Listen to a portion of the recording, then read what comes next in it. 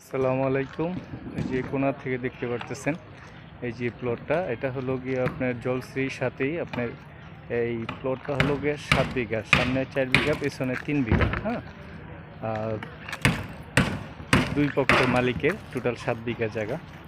এই যে এই বাড়িটা এটা সেল হবে, এই যে বাড়ি সহ 7 বিঘা। এটা এই যে রোডটা দেখতেছেন জলশ্রীর রোড, 150 ফিট রোড, এই পাশে ওই পাশে, আর এইভাবে গিয়ে আপনার সোজা 300 ফিটের সাথে জয়েন হবে। এই যে জায়গাটা দেখতে পারতেছেন খুবই একটা চমৎকার জায়গা। এই জায়গায় যে কোনো বাংলোর রিসোর্ট বা আপনার কনভেনশন সেন্টার, যে কোনো জিনিস দেওয়ার জন্য খুবই উপযোগী।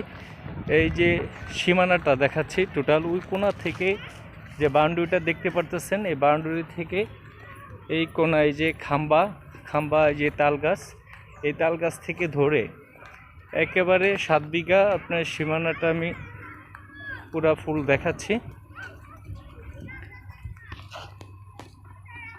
ওই যে ওয়ালটা দেখতে পারতেছেন, এই ওয়াল একদম সীমানা, লাস্ট সীমানা, টোটাল হলো 7 বিঘা জায়গা।